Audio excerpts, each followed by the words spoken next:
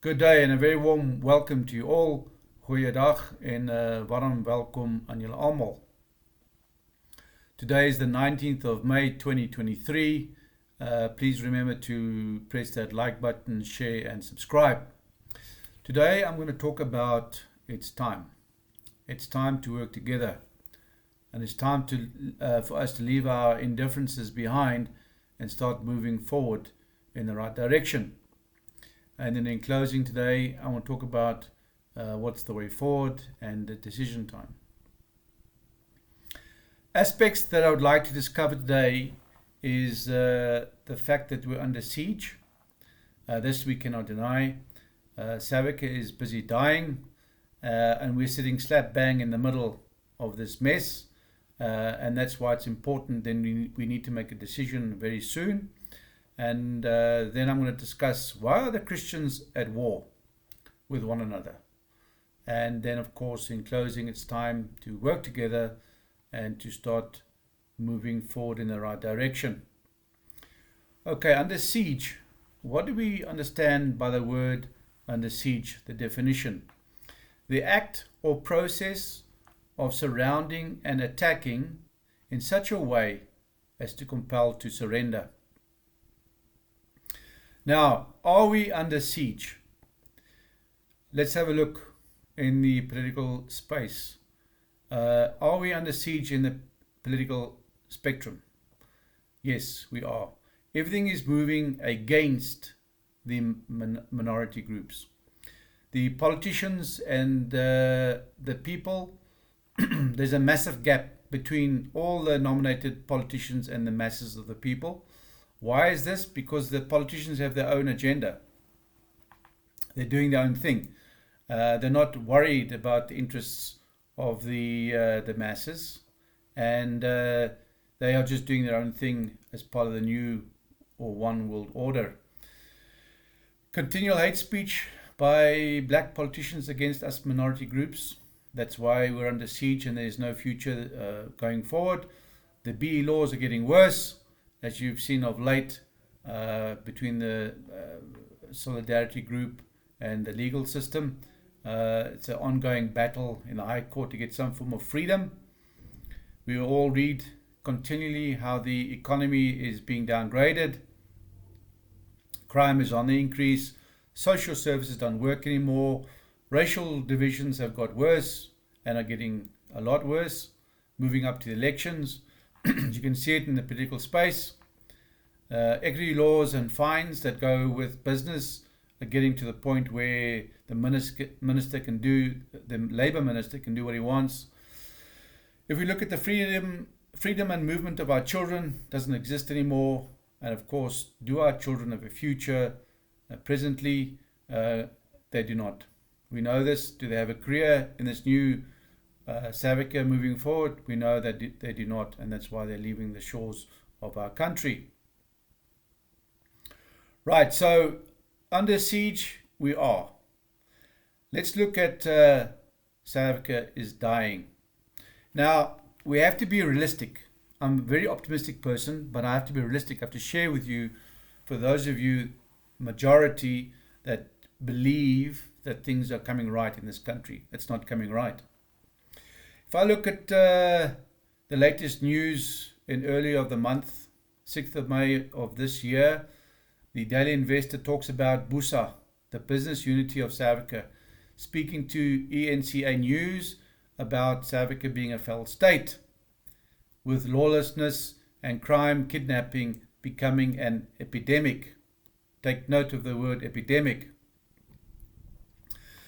South Africa is not just a failed state, but also a mafia state, as we've mentioned many times before, and that over 10 crime syndicates operate without impunity. Right, further we see here that the various heads of authorities, being the police and the defense force, have taken an oath that has been ignored. And why is this? Why have the people that have been put into positions of safety to look after their people have allowed the politicians to go rogue and to put the nation at risk, as we all stand and see today? Further, it is discussed that South Africa is like if it took part in the Olympic sports, we would win hands down with all the corruption and development plans that have not taken place. Further, Busa discussed that the pathetic execution of these plans means that South Africa is now topping many lists for the wrong reasons, and I'll mention them.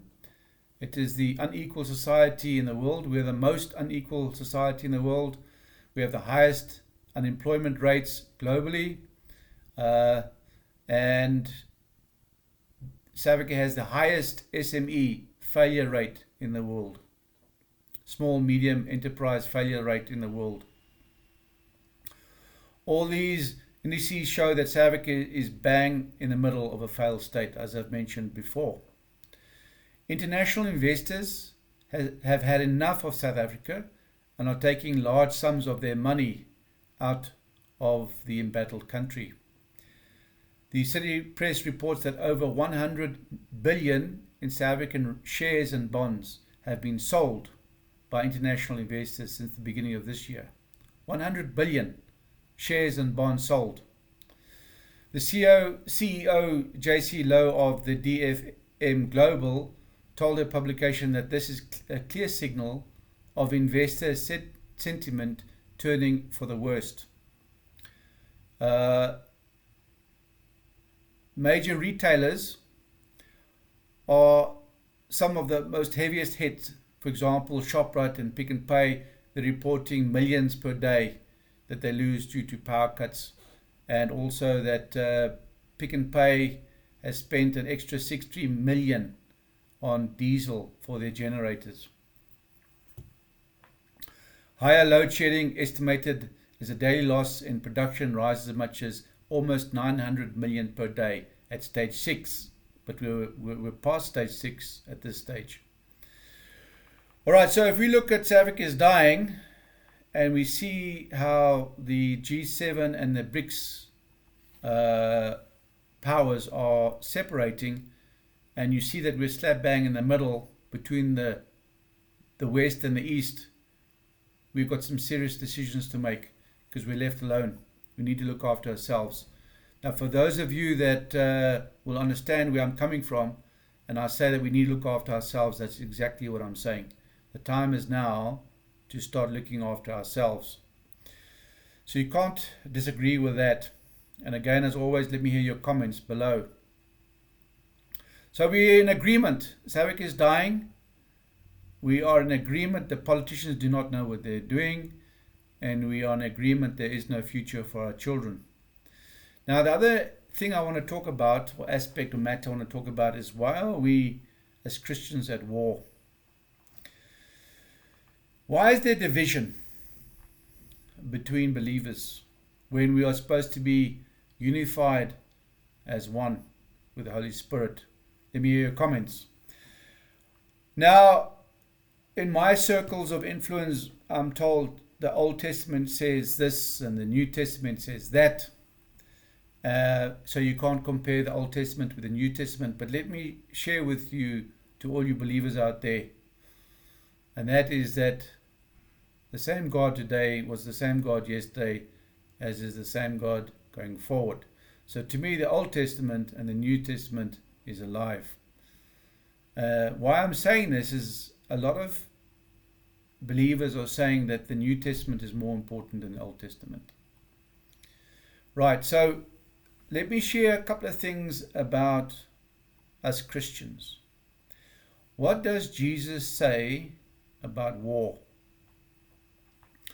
In his prophecies, Jesus spoke about wars of the future. He said that nation would rise against nation and kingdom against kingdom, that wars and rumors of wars would be heard of, that Judea would be devastated, Jerusalem besieged and taken, defiled and destroyed. You hear me now? You listening? What does the Bible say about soldiers? Just coming back to what Jesus says about war, that kingdom will rise about kingdom. Have you not noticed in the last period what's been going on in our own country? what has been going on in the world, about nation and kingdom about kingdom. Right, what does the Bible say about soldiers? Soldiers today are taught to stand firm and to stand together. Soldiers today are taught to stand firm and stand together. Are you soldiers doing this? Are you policemen doing this? Are you representing your people? Right, to work as a team, watch each other's backs and protect one another. Paul then uses the reference to a soldier saying, no one serving as a soldier gets involved in civilian affairs. He wants to please his commanding officer, 2 Timothy 2:4. So, this is what the Bible is saying about soldiers and policemen. Are you looking after one another? Are you backing one another?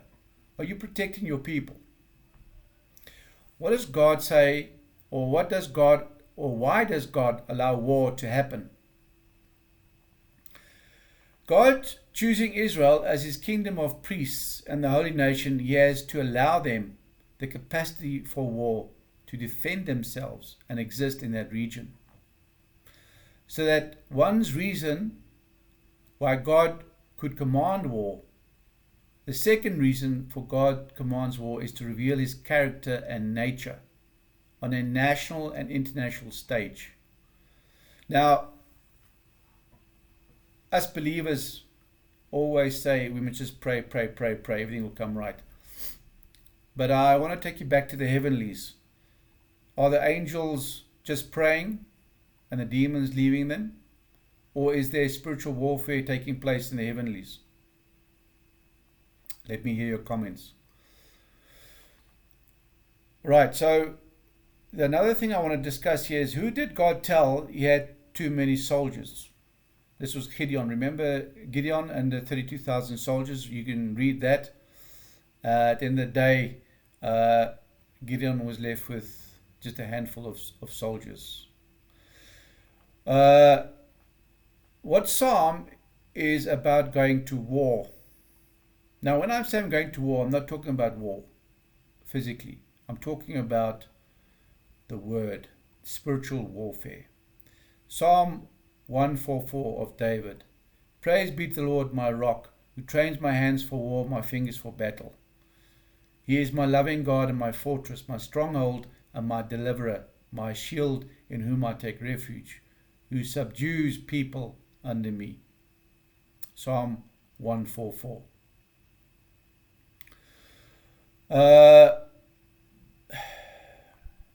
Yes, I've just read this stuff about Christians.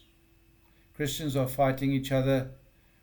Christians are disagreeing with each other.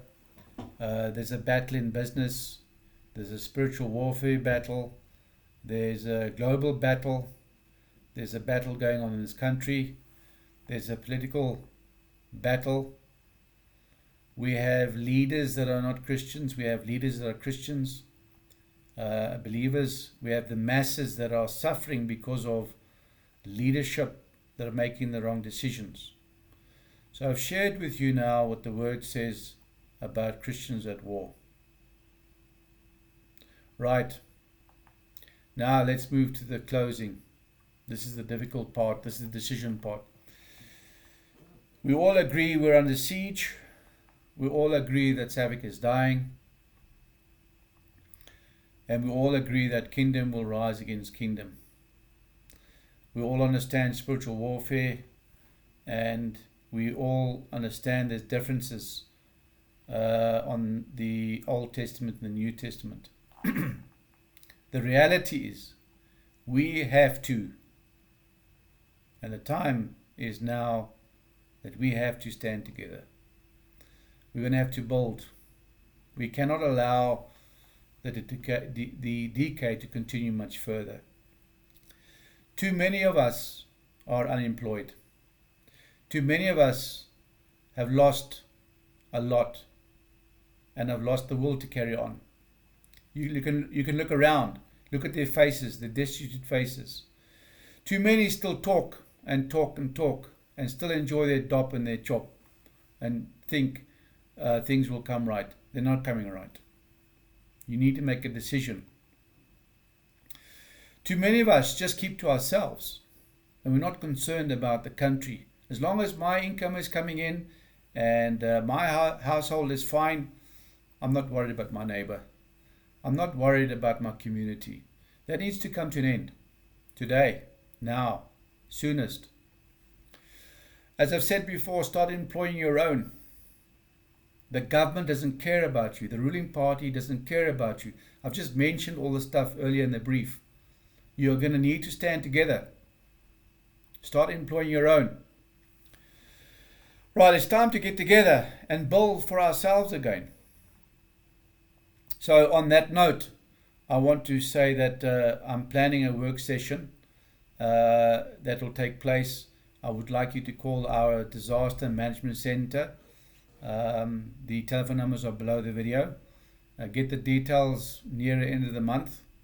Let's say end of mid-June to end of June, there'll be an agenda and details made available. Then I'd like us to get together and put an action plan of how we're going to work on a business front to develop business for our people that are unemployed. So there's something to look forward to. There's some hope that we can build back into the equation.